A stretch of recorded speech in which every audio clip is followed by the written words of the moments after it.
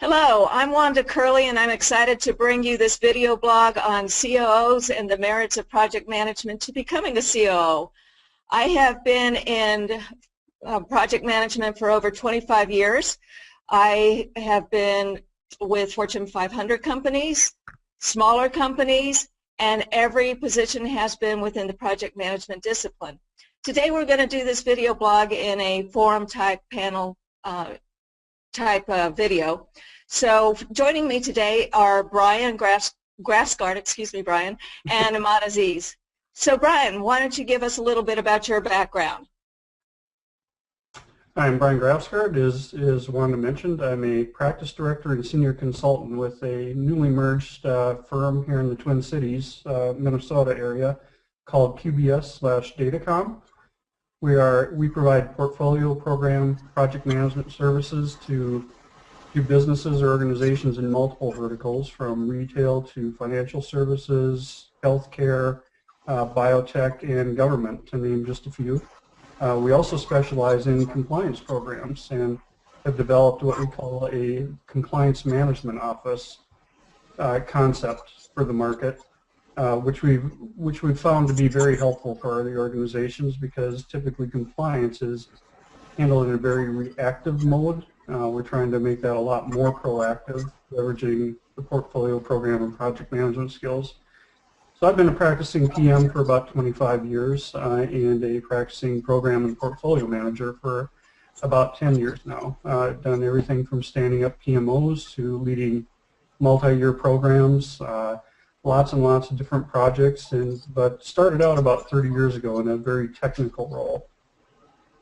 Well, thank you, Brian. Ahmad, how about you and your background? Right. My background is 16 years plus of project, program, and portfolio management. I've worked with governments, multinational organizations, Fortune 500 organizations, and then moved on to the other side of the fence, if you like, where since 2006 I have owned and ran Brisk Business Incorporated, and we do, just like Brian's company, we do portfolio program and project management consulting. We do outsourcing, whereby we manage the projects and programs on behalf of our clients. We also build PMOs and provide professional training, coaching, and mentoring. One of the areas which we claim to have a lot of expertise is strategy execution, because as you all know, this is where project management really adds value to organizations. And we have quite a sizable operation. We operate across the Middle East, Africa, Europe, as well as the US. Excellent. Thank you very much. So let's get it started with our questions. Brian, for you first. I know you are aware of the Project Management Institute's new triangle. Please give a short overview of the triangle and where you began your project management journey on that triangle. All right, thanks, Wanda. So yeah, I actually was very, very happy to see PMI come out with the Talent Management Triangle, because it's something I'd been noticing over my career. I'd said that I started out in a very technical role, and I'll get to that in a moment. But the triangle, you can think of it as three different sides. And in years past, even the PDUs, the credentials certification process, was really focused a lot on technical skills. Whether it was project management, program, or portfolio management, but specifically project management. So now the PMI and the research they've conducted has recognized that in order to be more effective at strategy I was talking about, it really requires business acumen, understanding the strategy and the why that initiative is being undertaken. So that's one area of the triangle. The technical skills, of course, still exist. That's the second leg. And then the third leg is really focuses on the soft skills, the leadership that's required, and how to bring an organization along and effect change within an organization. Especially important, the being able to influence without authority. So when you think about project managers, program managers especially, they're you're dealing with multiple levels in the organization. Sometimes you're managing upward, so to speak, and you're leading, or and as Wanda knows from some of our work that we've done, we actually in the program management standard or program management space, we call it engaging stakeholders now versus managing stakeholders. Yeah. So it's very important to, like I said, I'm very happy to see that PMI has recognized that it really is a set of 3 different skills. And over the course of your career, the emphasis can really change. So, for example, my background is I started very technical. I was a mainframe programmer back when dinosaurs roamed the earth. I coded in assembly. So it was a very, very technical skill. And I did that for about 5 years, but I like to think that the organization I was with at the time recognized some potential in me on the other 2 sides of the triangle. I was starting to understand the why I was doing things and being able to suggest improvements because I understood the why. And I also had demonstrated some leadership skills. So, like I say, no good deed goes unpunished. If you're good technically and show some promise in those other areas, you become a project manager. Yeah, so you do. All of a sudden I wasn't doing the technical skills. But the challenge it introduced is I had to learn project management. So I could still leverage what I'd learned from a strategy, business acumen standpoint. I knew the business that I was in very well with the organization. It was a direct marketer.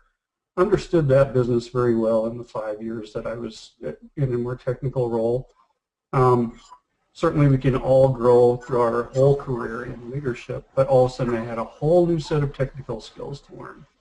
So I pursued the PMP back then, became the first one in the organization to get it. Actually taught me a lot about the science of project management. But of course, we practice the art of project management, right? That's the other 2 sides of the triangle. Thank you, Brian. Ahmad, was your journey similar or different from Brian's in the project management discipline? And did you enter the triangle at the same spot or maybe at a different spot? My journey did have similarities with Brian's journey, although in the broader sense it was quite different, whereby I graduated with a degree in political science. And I joined a government organization in the beginning of my career as a very junior, fresh out on the job market, right? And everything that happens in politics, methodically, at least with the organization I was with, was the project. And having studied project cycle management before graduation, as well as having worked as a project support officer from day one, looking after these projects, I think it was the project management education, although very little, that I had at the time that got me that job. And then as the time passed, I started seeing, I started getting bigger positions and jobs and being promoted because of the project management knowledge, as well as a few certificates that I set off to do.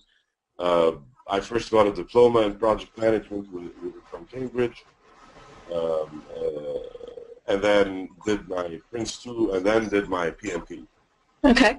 And I was always seen as the person who takes on project management as a profession, regardless of the technical background. So regardless of if I had an IT background or I had an engineering background, I was always positioned as the project management person in the organizations I worked with. And this was my career evolution from government to private sector, multinational, and then to Brisk. And that actually, looking at project management from that perspective, sheds a lot of light on the talent triangle, as PMI calls it, and the value of that triangle. Because there are so many practitioners who do have certification, who are capable of delivering projects, but hit a project management glass ceiling, if that's even a proper expression, whereby they cannot make the leap to manage projects or programs that are of higher significance, magnitude, Right. or complexity, because they lack one of the other two legs. They have the technical skills, but their leadership or soft skills, or even both, are lacking behind. I would, if someone gave me the opportunity to be a little philosophical, I would add, I would say this is the talent square, not the triangle, and I would add a fourth leg that says business value. Interesting. And the by business value, I do not specifically mean business as in trade or commerce, because project management is used by not-for-profits and international development companies, agencies and all that. But the management of the benefit that is anticipated from a project, as you all know from our PGMPs and your PFMP certification. So I would strongly advise that a fourth leg of business value be added to that triangle. So, Ahmad, instead of a fourth leg, would you see it possibly being a circle within the triangle, because it kind of overgoes all aspects of the leg? Of course, that's a better way of diagramming it. Although I would tend to again bring out the philosopher in me and say a circle around the triangle. So the triangle would be inside the circle, not the other way around. Makes sense.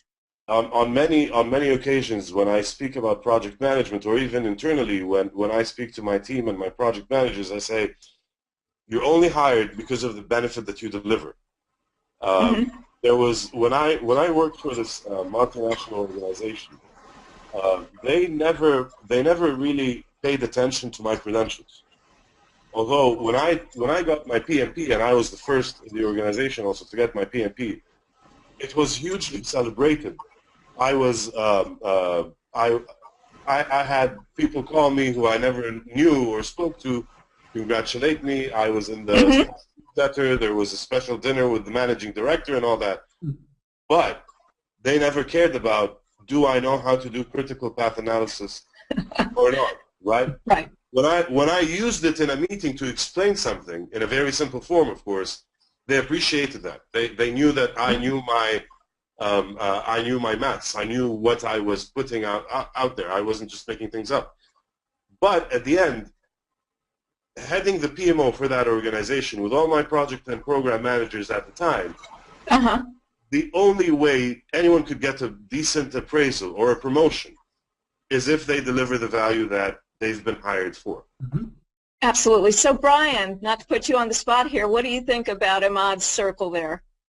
Yeah, I love the idea. To me, it was somewhat embedded in the third leg, the business acumen and strategy. But ultimately, that's the case. Like if you look at the Pulse of the Profession surveys too, if you've looked at those, it talks about the outcome being benefits realization. So I think you're spot on, Ahmad. And I also want to say it sounds like with your background, Ahmad, you probably became known internally as the fixer, I would think.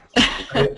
So when things were going awry, I found that pretty early in my project management career, I became known as the fixer. I had the two legs of the triangle. I demonstrated that, and I was learning a lot about project management. So I found that I was floating around to more troubled projects and was doing rescue, and that led to larger and larger projects. And they finally said, well, why don't we have Brian lead some right from the beginning? And that was really kind of the start of the program, my program management career as well.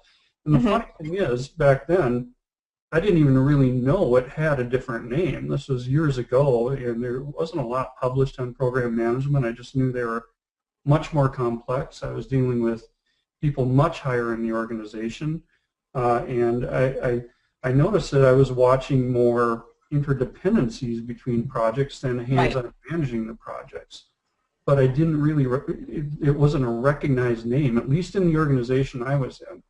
And we all understood the benefits and value, and I found I was making different decisions, dealing with different people. I was the one who was having to pace the projects. And when I finally came to the realization, it's like, oh, that's program management.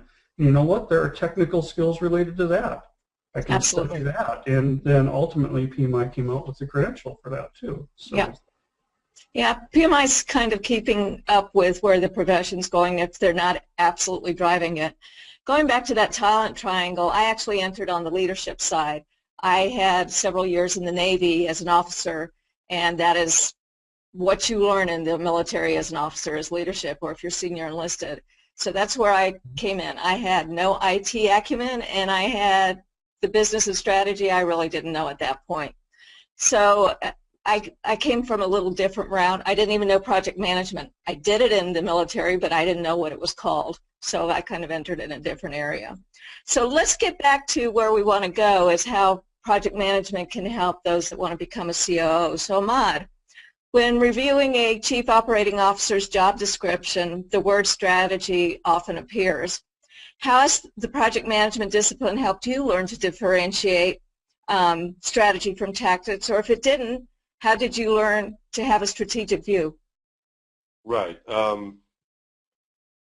The whole concept of the chief operating officer, as you might agree, is not constant, just as many other business concepts. Is not constant or the same across many organizations.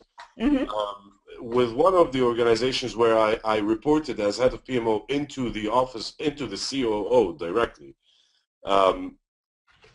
we being the PMO were the vehicle. We were even called the change management office, not the project management office. And then that was the second name they gave us after transformation. First we were transformation, then change management office. But the only vehicle that was there for the COO to deliver the strategy was actually the PMO. And the setup that they had at the time was that, depending on the complexity and the relevance and importance of the project, the seniority of the project and program manager from within the PMO was on the same employment grade as maybe a head of division from another division under the COO would have it so that it would end up in a strong matrix organization. So strategic projects meant more senior project and program managers were on them, and they had higher influence on those projects and programs because of the way it was set up. So that's my take on the relationship between CEO and strategy implementation. Excellent. In other organizations, COOs tend not to be really concerned with strategy implementation if that strategy is different from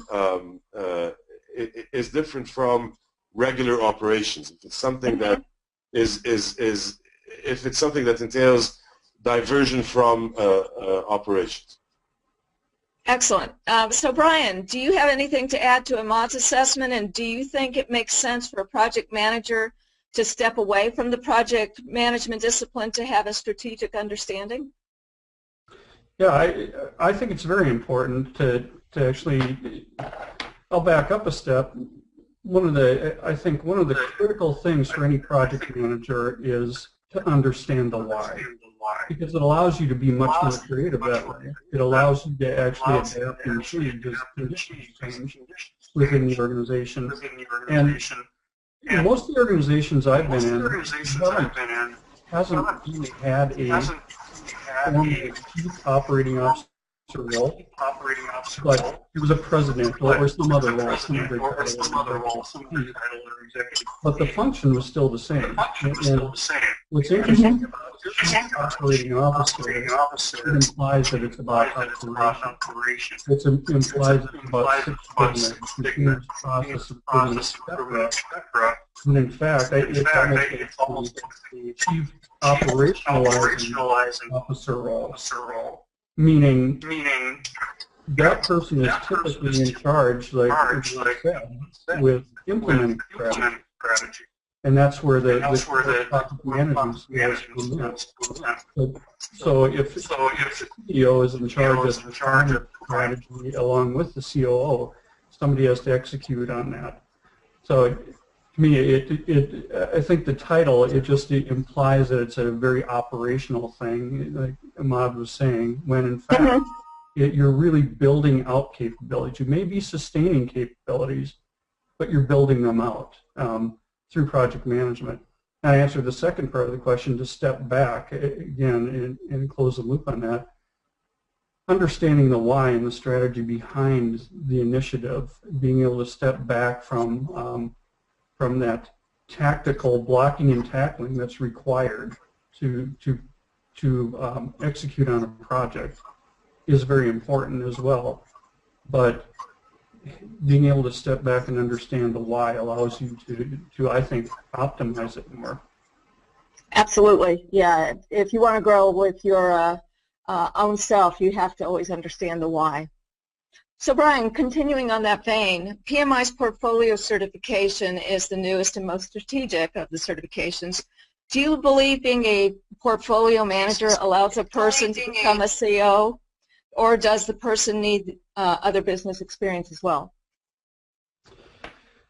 I think in short, I think you certainly, it almost goes back to the triangle. You have to know the business and the industry that you're in order to affect change, in order to build out the capabilities.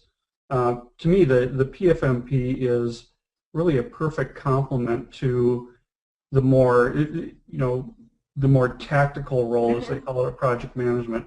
Now, Ahmad, Wanda, we're both project managers as well, right? So a lot of times when I hear that because I'm a project manager in that role, I'm tactical, I'm not strategic, it's a bit insulting when you think about it, right? Because, I mean, the triangle recognizes that you need some business acumen, some ability to help define strategy. But I think ultimately what it means is that when you look at that science of project management and delivery, it really is a tactical, like I said, the blocking and tackling that is absolutely necessary.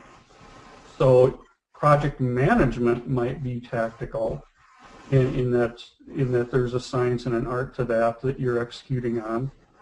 But the role itself, the project manager, can be very strategic. And they have to be in order to make decisions, especially when risk, some kind of threat manifests itself or an issue. You have to be able to make the right recommendation. So tying that back to portfolio management, to me that just it really elevates a more organizational view. There are just multiple components trying to balance the scarce resources that every organization has. Like Juan and I have had many, many discussions before about portfolio management, and I hear a lot just with the firm I'm with that, oh, we don't do portfolio management. And I'm like, oh, so you just hand out blank checks, like anybody can do anything they want? It's like, well, no, it's not quite like that. Well, there's some level of governance going on. It might not have a name, like we were talking before about, I didn't even know program management had a name 10 years ago. I just thought I was super PM, right? And I was doing program management. I've found that with a lot of our clients too, especially the ones that aren't as mature in that space, that they're actually doing portfolio management. There's some level of governance, some level of screening. It's just a matter of maturity ultimately. I think what the PFMP reinforces is that, like project management and program management, it's grounded in science, but it's still an art, and it's different. It manifests itself differently in every organization, based on the level of maturity, based on the risk that the organization faces, I've been in some done some reading, and been in some great presentations from other portfolio program managers. And if you're in an organization that's high risk and speed to market is absolutely essential, your risk threshold in your portfolio mix is going to be much different than, say, maybe a government organization. It might be Absolutely. much more conservative because it's taxpayer dollars. They're going to be held accountable for it.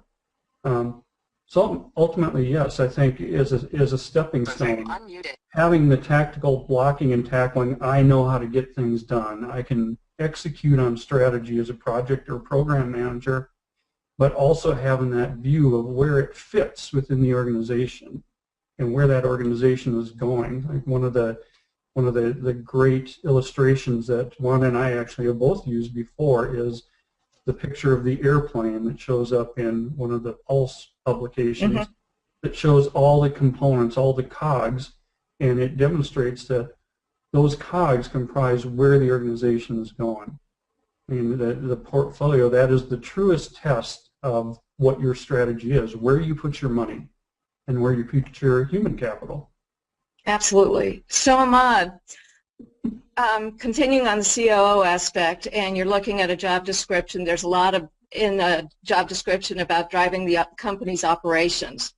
Since you are a PMI certified project and program manager, how does this help you as a stepping stone to the COO position? Or does it? The experience that you gain as a project manager allows you to navigate many areas of the organization that you work for that really are out of your domain. They're out of project management per se, but depending, of course, on the setup of the PMO, what you're effectively doing is you are doing a lot of job rotation by managing, or the equivalent of job rotation, by managing so many different people from so many different parts of the organization. I would like to refer back to what Brian was just saying about that project managers must be strategic, and they should be very cognizant of where their project fits within the organization and how that project impacts the organization positively or negatively, of course. And from that sense, they evolve into program management and then start looking more at delivery of benefits from those programs and managing more complex environments. And obviously gain enough experience to make it to the C-suite. Now, some of them make it to the C-suite as chief operation officers, but what we should also advocate for in organizations where most of the bread and butter is earned through regular, mundane, daily, repetitive operation is the CPO, the Chief Projects Officer. And the concept of the CPO, this was one of the presentations I did at the last PMI Global Congress in Phoenix, Arizona. But the whole concept behind the CPO is a counterbalance and a feedback loop, as well as an assurance to the C-suite of the impact of the COO in the 100% operational organization. Because the COO, A, may not value project management enough, or B, may value it but may have too much on their plate at the time, at any given point in time during the organization, trying to make things happen, trying to make the organization earn its bread and butter and keep growing in that sense. So the CPO balances the impact of the COO, and they serve as the vehicle for assurance of project delivery. I advocate that. I think the best setup would be, of course, depending on the organization, that the CPO is actually the head of PMO at the same time, or the PMO reports into the CPO, and that the CPO is also responsible for portfolio management. He is or she is the chair of that portfolio management committee, as the standard describes it. So that provides a natural evolution path for project and program managers. Now, unfortunately, when you read PMI Pulse of the Profession, or any publication on strategy execution, you realize that there are so many organizations admitting that they do not have the right resources or enough of the right resources to execute strategy. Now, when you look at the other side of the matter, many project and program managers are leaving organizations and leaving that vertical within their organization because either they've hit a glass ceiling and there's no room for promotion, so they move into a more technical role. They move into IT, or I've seen one of the best PMO heads in a specific country become CIO because that was the end of it. He's not happy. He's not happy as he would have becoming CPO, but the organization is just not mature enough.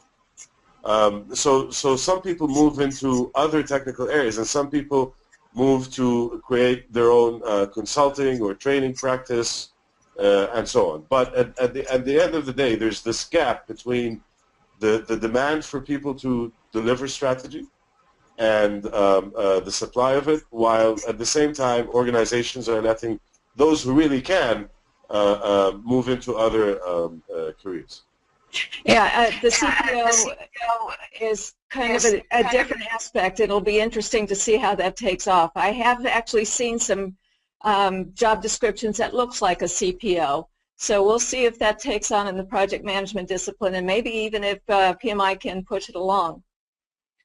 So Brian, a COO needs to be strategic, but also needs to get the job done.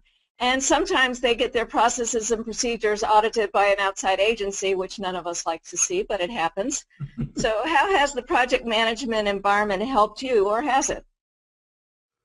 I'd say in that case, let's step back with the question for a second and just look at the COO and Ahmad. I agree. I love the concept of the CPO, because it really is one of the great illustrations too, that going back to PMI, that I think they have, is that triangle of the mission to vision down into the portfolio. And ultimately what it comes down to is there's sustaining value, as we talked about before, that the operations, and creating value to either build on, whether it's just incremental improvements to the value and the capabilities that the organization has, to very dramatic, perhaps disruptive or very radical changes to the business.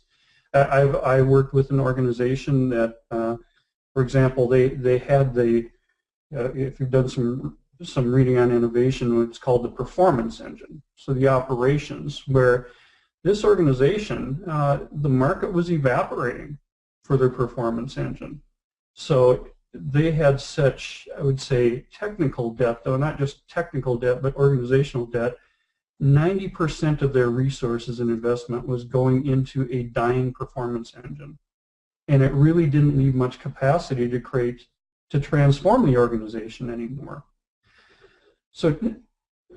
So ultimately what we had to do is implement, in a sense, a chief project officer, and they actually brought me in for that role to just make sure somebody was keeping their eye on the ball, and that they were transforming and developing new offerings for the marketplace, and they knew exactly where their bread and butter was going to be.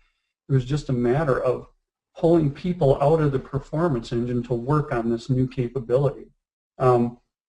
And it was very, very difficult for them without somebody from the outside that could be kind of on the outside looking in and point out how much of their capacity was being spent on something that really wouldn't exist in the organization in 2 years if the organization existed at all. It was actually that dire for them.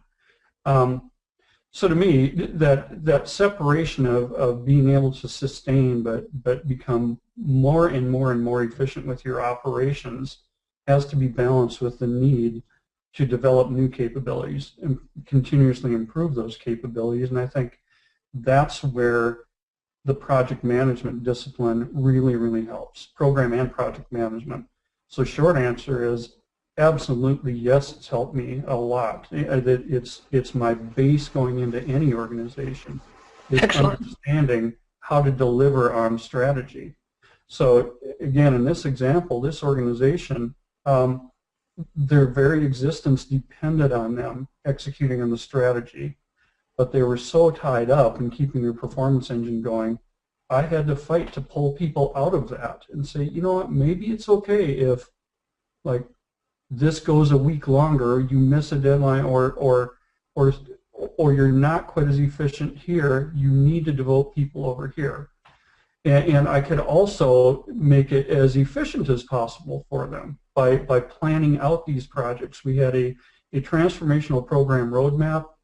Everybody in the organization knew exactly what we were going to do, what the building block projects were, when they were coming up, what would be needed.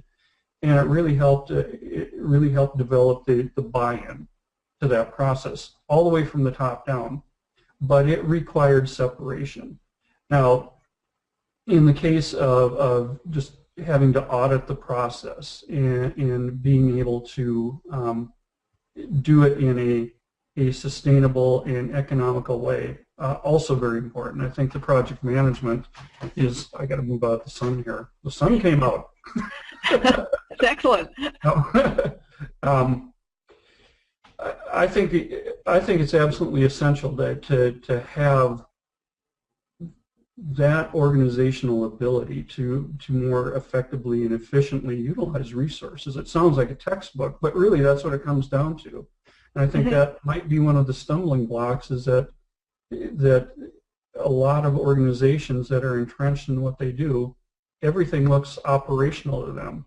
They don't recognize a project when they see it.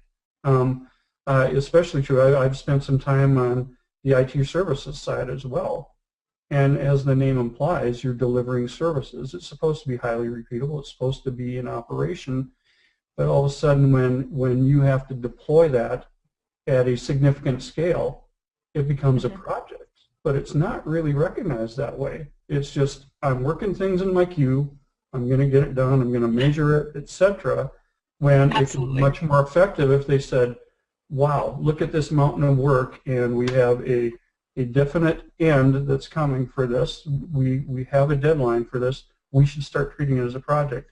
I was actually in what I would call a very advanced organization that recognized the need in their operational area, and this was IT services in particular, to develop infrastructure project managers, is what they called them.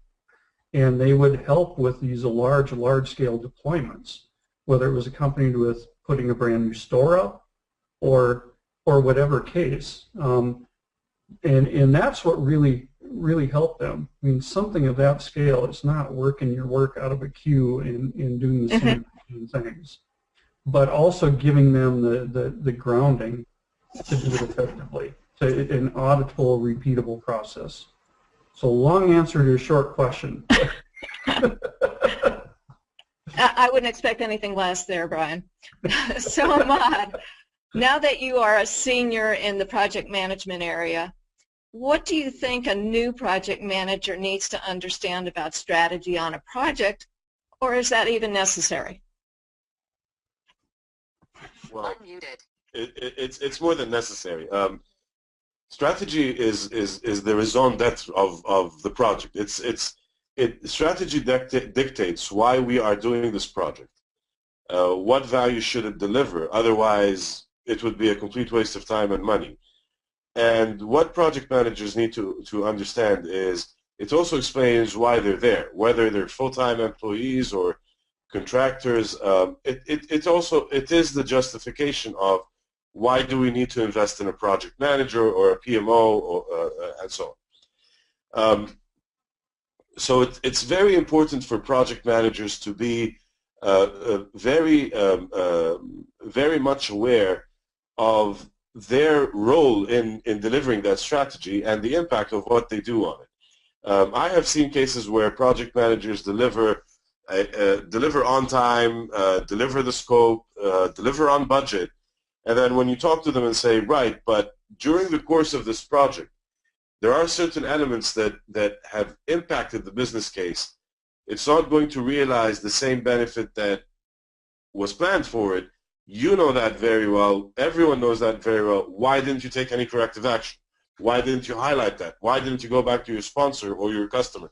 And they would come back and say very defensively, that's not my problem. My role is to deliver this on time, on budget, and on schedule. I did it. I should get my cigar. I did my job in the perfect way, in the best way possible. And I've also seen throughout the years that in many organizations and in many setups, this actually leads to failure. It not only does it. You see, there are three ways of looking at it. There is a strategy that is successfully implemented, therefore the organization is ahead of its competition. There is a strategy that is not implemented, therefore the organization is at status quo, if you like, depending on market dynamics. But there's also the case when strategy is not implemented properly, and that leads to more failure than if it were not addressed in the beginning, whereby you see organizations making huge investments in ventures that end up in complete failure, draining them of resources that they could have invested elsewhere, and so on. So the awareness of project managers of what their projects are doing to the organization, and the awareness of the entire strategy or the strategy as a whole is fundamental to them delivering those projects and delivering the anticipated benefit from them. And I think that what overshadows many project managers is their technical background. And by technical, I don't mean it in the sense of the PMI talent triangle of project management know-how, but whether they come from a civil engineering background or a IT background, that's what I mean by technical, where your typical construction project manager leaves the overall project plan to focus on a very specific technical detail, when really his team is the one that's supposed to be doing that, not himself. And they get mired in the details. They lose track of the entire project. They lose focus of the whole project. And it ends up getting derailed just because we've all focused on this. We've all narrowed down and zeroed our focus on very specific details that could have been well taken care of by much fewer resources in a much shorter period of time, and the rest of the project is being delivered as planned. And this situation becomes even more impactful and more complex when it's a multidisciplinary project.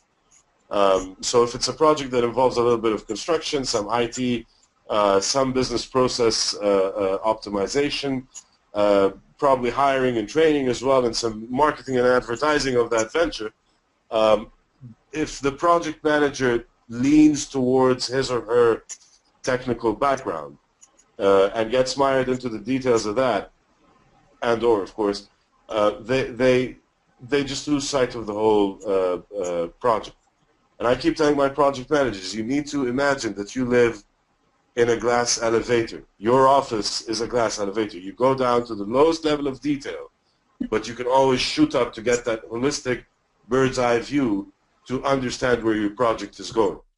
And that's what counts at the end.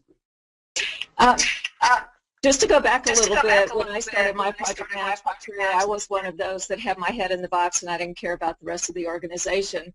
I wish I had had somebody that told me, always ask the why, getting back to what Brian said. Understand what you're going to do, and sometimes it changes.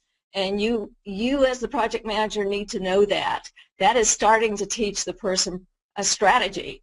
And without that mentorship, and that's what the project sponsor should be doing, the project manager won't learn. So I'm glad to see that it's evolving, and there are people out in the industry that are doing that. I know I do that with my project managers as well. Unfortunately, I didn't have that, so I learned the hard way. So Brian, Do you believe the program and portfolio managers are exposed to enough strategy to step into a COO position? And can you elaborate why or why not? Yeah, great question. And to me, I'm going to build a bit on what Ahmad said about perhaps project managers when they get into this silo, and that's when they become truly tactical, right? They're measured on did you build or did the outcome meet the requirements or the needs at the level of quality necessary, balancing the iron triangle along the way, but not asking why enough. To me, that's really the biggest and most significant value of program management first. So program management, it's still in a delivery, it's a delivery and execution role still. Mm-hmm. But it allows somebody from above or outside, you could say, looking across all the projects within that program, understanding the value, to Ahmad's point before, the benefits that are supposed to be realized from that, and being able to say, this project, the conditions have changed, and this project, one, it either no longer meets the business need anymore, maybe the strategy has changed, or if it's going too long, it might not hit the time to market requirements anymore. It may be of no value then. So being able to help monitor the business case that went into not only the program, that whole program roadmap, but by individual projects too. And I think that's one of the key differentiators too between project and program management, where project managers are measured really, they're measured differently. They're measured on their ability to deliver the project as defined originally, or go through the necessary change management process. Mm-hmm. So in a sense, project managers have to control change. They're all about controlling change. Or for me, what I love about program management is because it's such a puzzle. It's always a puzzle. Mm-hmm. And I have to embrace change. Programs embrace change. They adapt to change. They're looking at business cases, and program management really reinforces from that portfolio level view the value and the cost, all the different parameters that go into the approval for these initiatives. It really helps bridge the gap between portfolio and project management.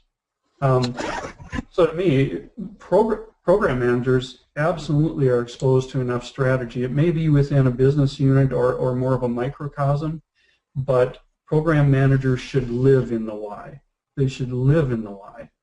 Now, when you take that to a portfolio level, and many times, Wanda, we've talked about this before, that many times as a program manager, you're given a portfolio along with it, right? So you have to manage a portfolio and investment around the capability that you're building out in the program. Especially in a case like I told you about this transformation program that I was in charge of for this organization.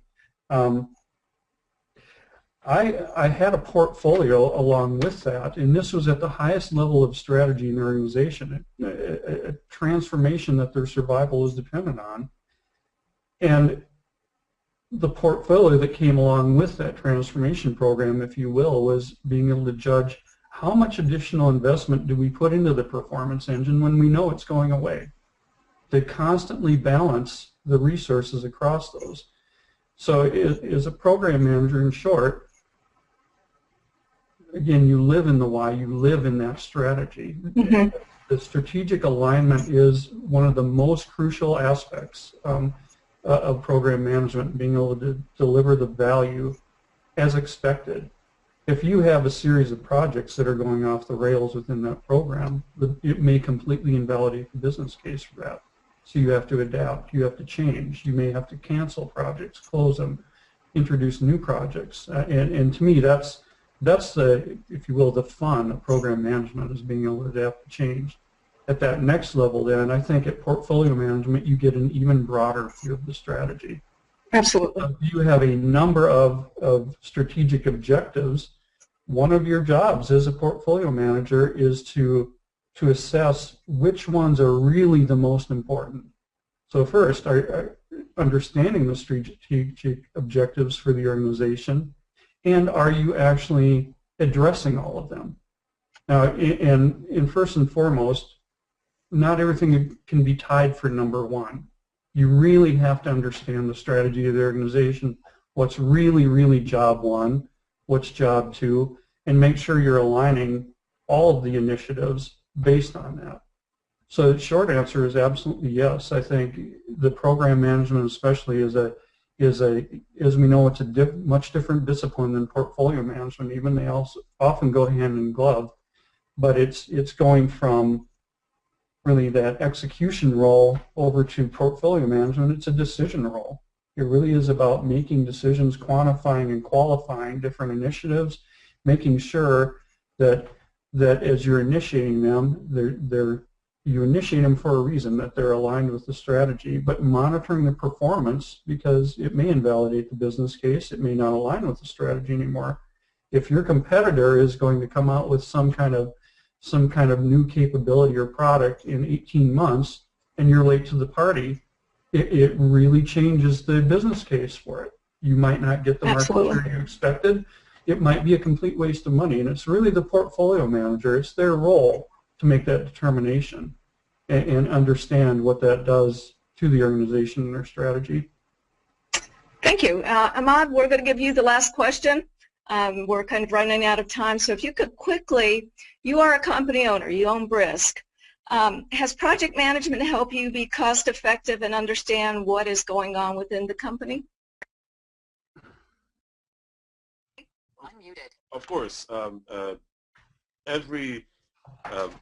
This is very interesting because part of what we do is consulting, and we've recently been 2 years ago, we've been contracted by one of the world's largest donor agencies to create some material around managing consulting engagements as projects, using project management, using the PMBOK to manage consulting engagements. And project management, circling back to your question, project management has proven fundamental in our ability to manage this company, make sure that we manage our own engagements as projects using project management. Sometimes customer engagements require a large number of projects, so they become programs that we have more senior people looking after. Because of the diversity of what we offer, portfolio management has come into play quite a number of times. We've actually used portfolio management and the practices in the standard, literally, to reprioritize many of our projects, many of our product launches based on maximizing their impact, maximizing their benefit, but also based on prioritizing where we invest our resources at any given point in time. And I think that portfolio program and project management has been addressed in the global large organization sense, but I think it is very relevant, although it might be overwhelming to smaller sized organizations like ourselves, or even small and micro businesses. And I think that's an area where there is a lot of potential. It's a green field where people need to explore how to make that link between small and medium enterprises and formal portfolio program and project management. That's a science that yet needs to explore. But to answer your question, by all means, yes, it has been fundamental to the lifeline of the company. I want to thank Ron Grassgard and Ahmad Aziz for joining me today, but I think we have learned through all of this that being a project manager or program manager or portfolio manager can lead you to the steps of being a COO. You just have to constantly ask why. Don't be belligerent about it, be respectful about it, but you need to understand the why. And if you can't get it from your program sponsor or project sponsor, go a different route. Find out how it's affecting the organization. But you can also step out of the project management discipline and get some business experience as well, and then step back in. Also, excuse me, also consider the CPO position, the Chief Programs Officer, as Aziz has mentioned. So there are plenty of opportunities for you as the project manager to step into the COO role. Thank you very much to everyone. You're welcome, Wanda. Good to see you again, Aziz. Or Imad.